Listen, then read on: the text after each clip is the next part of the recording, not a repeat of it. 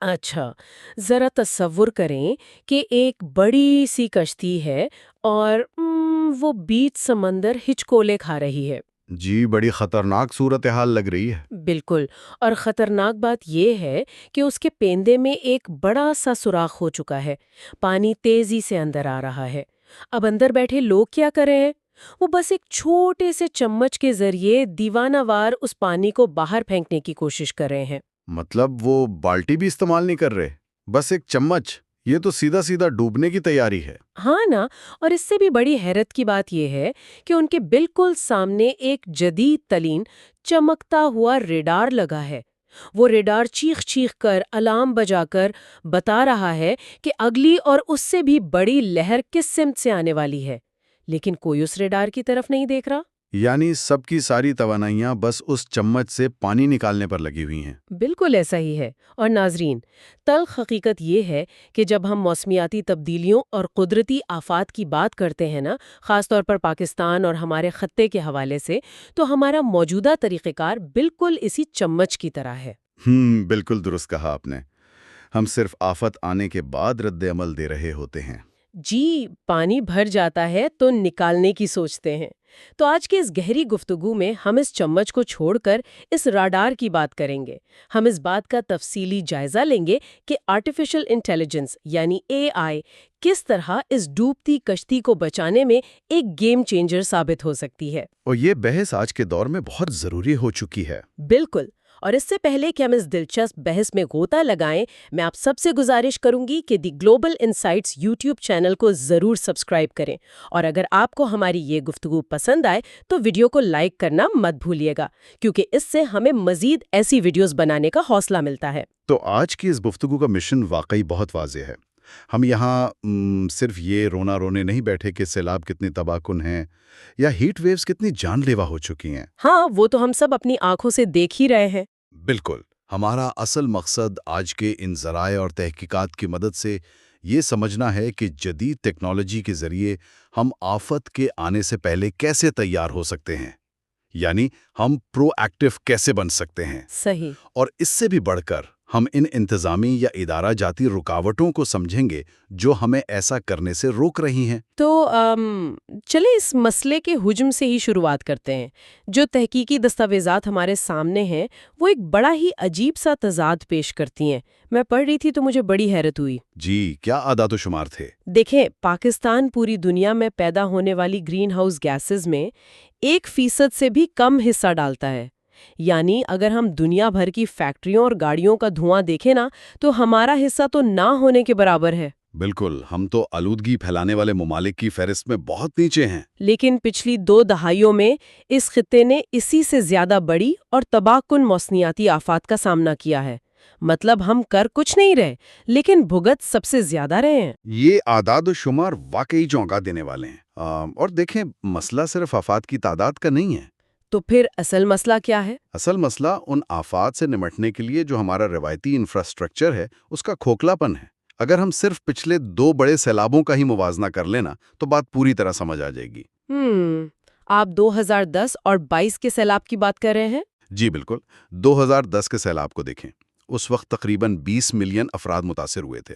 پھر ٹھیک 12 سال بعد 2022 کا سیلاب آتا ہے، جس نے تو پورا ملک ہی ڈبو دیا تھا۔ بالکل۔ اب 2022 میں اگرچہ اموات 2010 کے مقابلے میں تھوڑی کم تھیں، لیکن اس نے 8 ملین لوگوں کو بے گھر کیا اور ملکی معیشت کو $30 ارب سے زیادہ کا نقصان پہنچایا ہے۔ $30 ارب؟ اوہ! جی، اب یہاں سوچنے کی بات یہ ہے کہ متاثرین کی تعداد کم ہونے کے باوجود معاشی نقصان اتنا زیادہ کیوں ہوا؟ تو یہ تو واقعی ایک بڑا سوال ہے۔ میں یہی سوچ رہی تھی کہ ایسا کیوں ہوا؟ کیا اس کی وجہ یہ ہے کہ ہم نے پانی کے قدرتی راستوں میں تعمیرات کر لی تھیں، یا ہماری کمزوریاں 12 سالوں میں مزید بڑھ گئی تھیں؟ اس کی سب سے بڑی وجہ یہ ہے کہ ہمارے روایتی طریقے اور ہمارا انفراسٹرکچر اب ان بڑھتے ہوئے خطرات کا بوجھ اٹھانے کے قابل ہی نہیں رہا۔ اچھا، یعنی ہم پرانے طریقوں سے نئے طوفانوں کا مقابلہ کر رہے ہیں۔ بالکل، آبادیاں پھیل چکی ہیں اور جب سیلاب آتا ہے تو وہ صرف کچے مکانات نہیں بہاتا، وہ سڑکیں، پل اور مہنگا مواصلاتی نظام سب کچھ تباہ کر دیتا ہے۔ اور پھر یہ خطرات صرف پانی تک تو محدود نہیں ہے نا؟ اگر ہم ہیٹ ویوز یعنی شدید گرمی کی لہروں کو دیکھیں تو وہ تو ایک خاموش قاتل کی طرح آتی ہیں۔ جی ہاں، گرمی تو نظر بھی نہیں آتی جب تک کہ اپنا اثر نہ دکھائے۔ بالکل۔ 2015 میں کراچی میں جو ہیٹ ویو آئی تھی اس میں چند ہی دنوں کے اندر 1200 سے زائد افراد جان کی بازی ہار گئے۔ یہ بہت بڑا نمبر ہے۔ اور پھر 2022 میں جیکوب آباد کو دیکھیں۔ ہاں، جیکوب آباد کا درجہ حرارت 51 ڈگری سینٹی گریڈ تک پہنچ گیا تھا۔ مطلب 51 ڈگری، یہ تو انسانی برداشت سے بالکل باہر ہے۔ اس نے جیکوب آباد کو دنیا کے گرم ترین مقامات کی فہرست میں لا کھڑا کیا۔ بالکل ایسا ہی ہے۔ یہاں میرے ذہن میں ایک بات آ رہی ہے، کیا یہ سارا نقصان صرف اس وجہ سے ہو رہا ہے کہ ہمارے پاس اچھے ڈیم یا اچھے ہسپتال نہیں ہیں، یا پھر ہم خطرے کو شروع میں ہی غلط سمجھ رہے ہیں؟ آپ کا اشارہ کس طرف ہے؟ مطلب میں سوچ رہی تھی کہ کیا ہماری درجہ بندی یا کلاسیفیکیشن میں ہی کوئی بنیادی خامی ہے؟ ہم خطرے کا اندازہ ہی غلط لگا رہے ہیں۔ یہ ایک بہت ہی زبردست اور ٹیکنیکل نکتہ اٹھایا آپ نے۔ دراصل ہمارا انفراسٹرکچر تو ناکام ہے ہی، لیکن اس کی بنیاد اس وقت اور بھی زیادہ کمزور ہو جاتی ہے جب ہم خطرے کی نوعیت کو ہی نہیں سمجھ پاتے۔ وہ کیسے؟ ذرا مثال دے کر سمجھائیں۔ ایک بڑی عام سی مثال لیتے ہیں۔ دیکھیں، پاکستان کے شمالی علاقوں میں 7,000 سے زائد گلیشیئرز ہیں۔ اکثر اوقات ایسا ہوتا ہے کہ گلیشیائی جھیل کے پھٹنے، جسے تکنیکی زبان میں ہم GLOF کہتے ہیں، اور لینڈ سلائیڈنگ کی وجہ سے بننے والی جھیل کے ٹوٹنے کو مقامی انتظامیہ ایک ہی چیز سمجھ لیتی ہے۔ اچھا، تو کیا ان دونوں میں کوئی بہت بڑا فرق ہوتا ہے؟ مطلب دیکھنے میں تو پانی دونوں صورتوں میں اوپر سے نیچے ہی آ رہا ہے نا؟ بہت بڑا فرق ہوتا ہے۔ گلیشیائی جھیل برف کے پگھلنے سے بنتی ہے نا؟ تو اس کا بہاؤ اور اس کے پھٹنے کا دباؤ بالکل مختلف ہوتا ہے۔ ٹھیک ہے۔ جبکہ دوسری طرف لینڈ سلائیڈنگ میں پہاڑ کا ایک حصہ گر کر دریا کا راستہ روک لیتا ہے اور مٹی اور پتھروں کا ایک کچا ڈیم سا بن جاتا ہے۔ اور جب وہ کچا ڈیم ٹوٹتا ہے تو کیا ہوتا ہے؟ تو اس میں مٹی، پتھر اور کیچڑ کا تناسب خطرناک حد تک زیادہ ہوتا ہے۔ 2010 میں عطا آباد جھیل کے بننے پر شروع میں مقامی سطح پر یہی غلط فہمی پیدا ہوئی تھی۔ یعنی ہم تو کسی اور ہی مرض کی دوا کھا رہے ہوتے ہیں۔ بالکل۔ جب آپ کو یہی نہیں معلوم کہ خطرہ خالص پانی اور برف کے پھٹنے کا ہے یا مٹی کے تودے کے ٹوٹنے کا، تو آپ کا رد عمل کیسے درست ہو سکتا ہے؟ ظاہر ہے آپ کے سارے وسائل غلط جگہ اور غلط طریقے سے استعمال ہوں گے۔ یہ تو واقعی آنکھیں کھول دینے والی بات ہے۔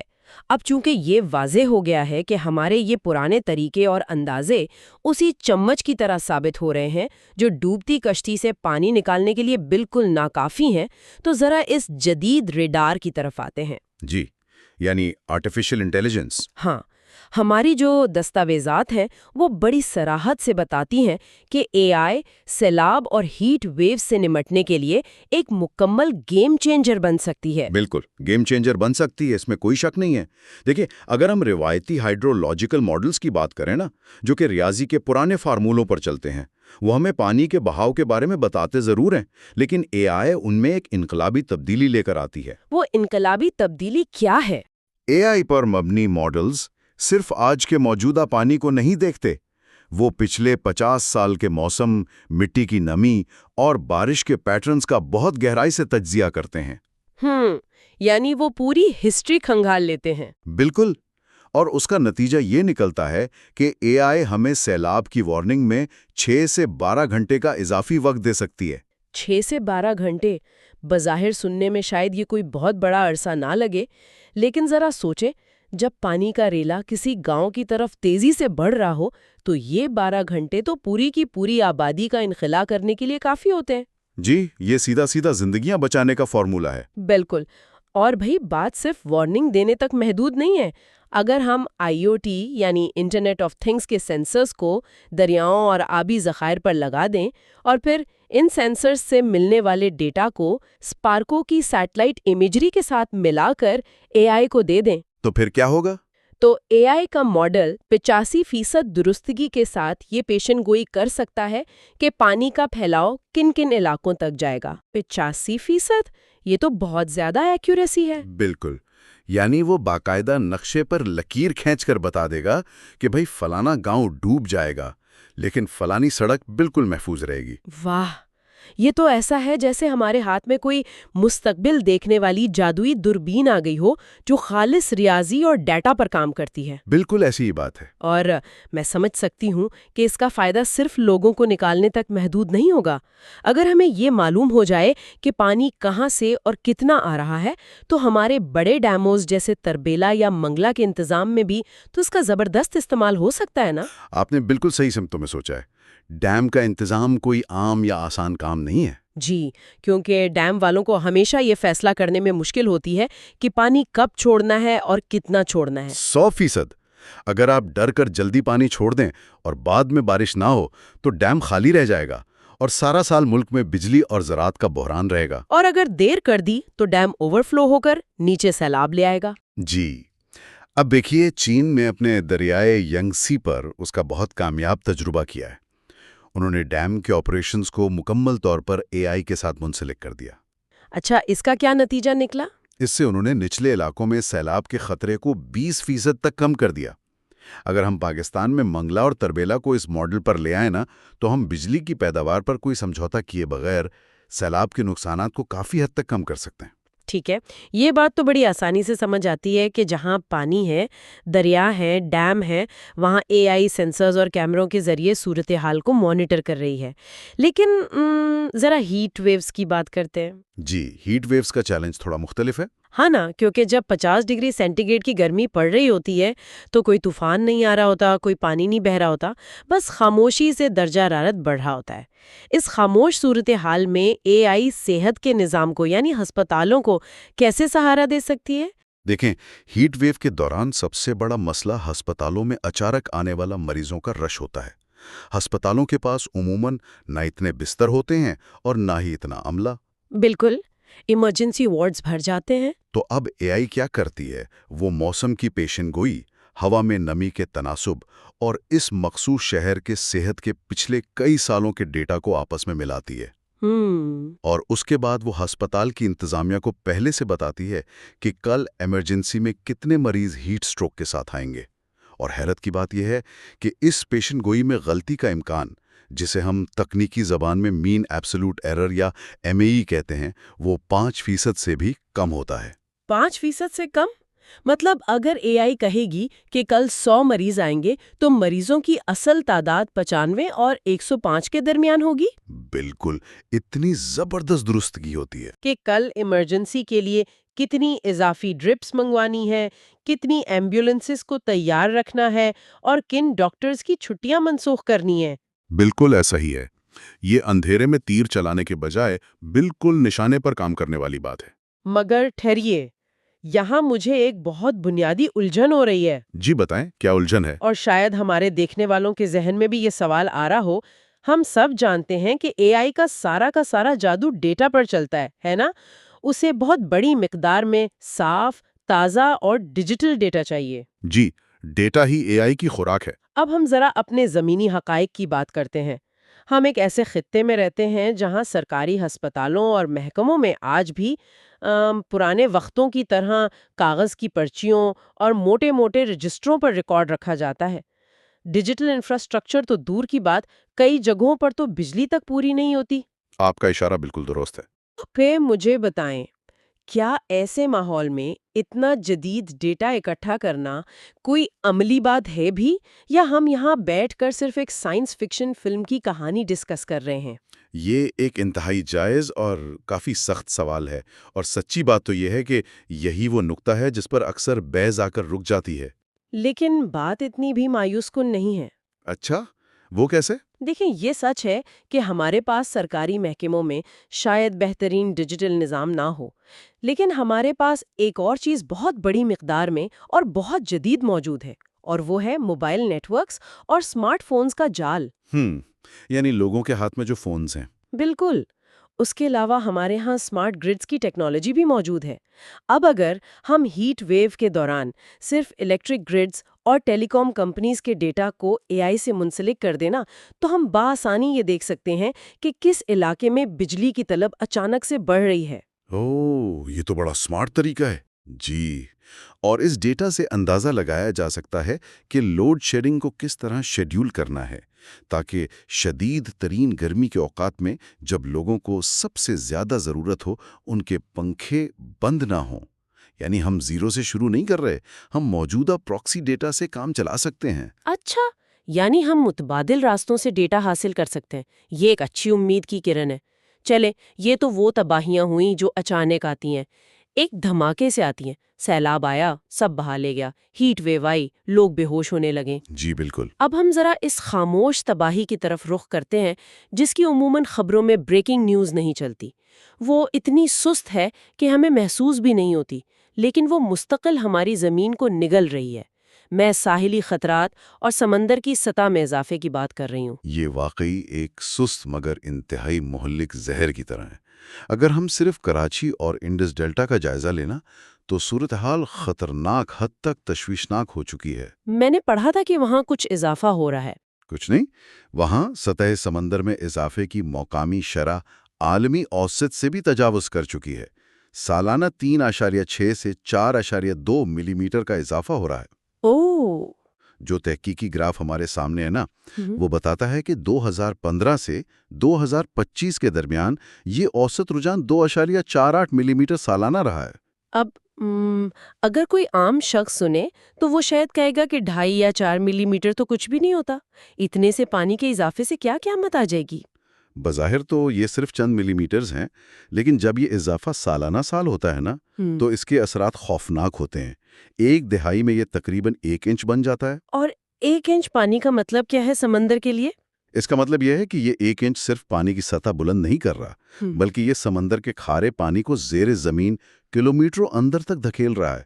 اس سے ساحلی کٹاؤ بڑھ رہا ہے، زمین دھنس رہی ہے اور میٹھا پانی زہریلا ہو رہا ہے، جس سے زراعت مکمل تباہ ہو جاتی ہے۔ اور جب ساحلی علاقوں کی بات ہوتی ہے تو مینگرووز کے جنگلات کا ذکر تو ضرور آتا ہے نا؟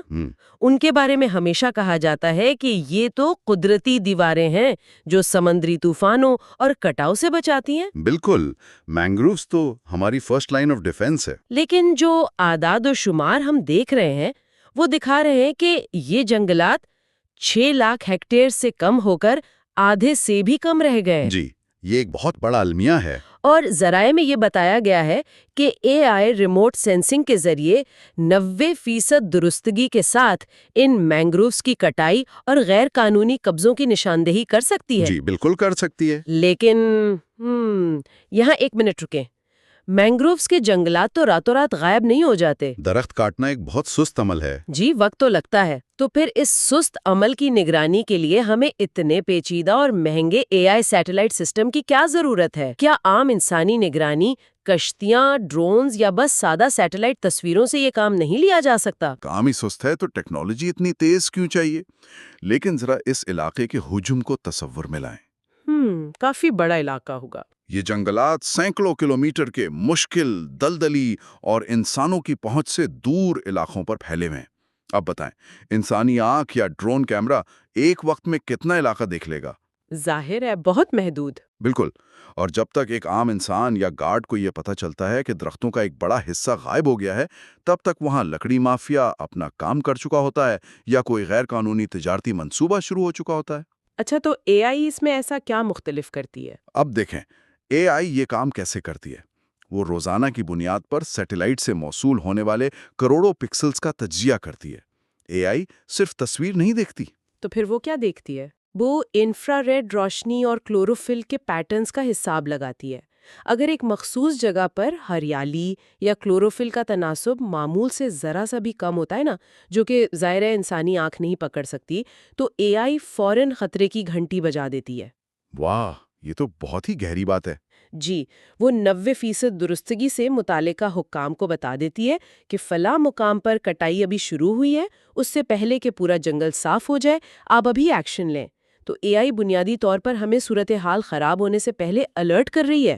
اوہ، تو اے آئی صرف تصویر کو نہیں پڑھ رہی، وہ زمین پر موجود کیمیائی تبدیلیوں اور پیٹرنز کو پڑھ رہی ہیں جو انسانی آنکھ کی حد سے بالکل باہر ہیں۔ بالکل درست۔ یہ واقعی زبردست ہے۔ لیکن بھئی، یہ سب جاننے کے بعد اب سب سے تکلیف دہ سوال سامنے آتا ہے۔ جی پوچھیے۔ جب یہ ٹیکنالوجی اتنی حیرت انگیز ہے، اس میں زندگیاں بچانے کی بے پناہ صلاحیت ہے، یہ ملک کی معیشت کے اربوں ڈالر بچا سکتی ہے، تو یہ اب تک ہر جگہ نافذ کیوں نہیں ہو سکی؟ مطلب کیا چیز ہے جو ہمارے اور اس جدید نظام کے درمیان ایک دیوار بنی کھڑی ہے؟ اس میں کئی ادارہ جاتی، انتظامی اور تکنیکی رکاوٹیں شامل ہیں، اور میں سمجھتا ہوں کہ سب سے بڑی دیوار ہے سائلوز۔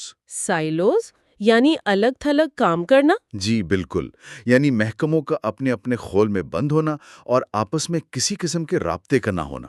اب دیکھیں، محکمہ موسمیات کے پاس اپنا ڈیٹا ہے، نیشنل ڈیزاسٹر مینجمنٹ اتھارٹی کے پاس اپنا ریکارڈ ہے، وابدہ دریاؤں کے بہاؤ کو دیکھ رہا ہے، اور اسپارکو خلا سے تصویریں لے رہا ہے۔ ٹھیک ہے۔ لیکن مسئلہ یہ ہے کہ ان چاروں محکموں کا ڈیٹا کسی ایک مرکزی جگہ پر جمع نہیں ہوتا، اور جیسا کہ ہم نے پہلے بات کی نا، اے آئی تو ڈیٹا کے بغیر اندھی ہے، جب تک اسے ایک مربوط ڈیٹا سیٹ نہیں ملے گا وہ کوئی پیشین گوئی کر ہی نہیں سکتی۔ یہ تو بالکل ایسی صورتحال لگ رہی ہے جیسے ایک بہت ہی شاندار عالمی معیار کا آرکیسٹرا ہو جس میں دنیا کے بہترین موسیقار موجود ہوں، لیکن ہر موسیقار ایک الگ ساؤنڈ پروف کمرے میں بند ہو کر اپنی اپنی دھن پوری مہارت سے بجا رہا ہو۔ اب چونکہ ان کے درمیان کوئی رابطہ نہیں ہے تو ظاہر ہے کہ نتیجہ کسی خوبصورت سمفنی کے بجائے صرف شور و غل کی صورت میں ہی نکلے گا۔ بہت ہی عمدہ تشبیہ دی آپ نے۔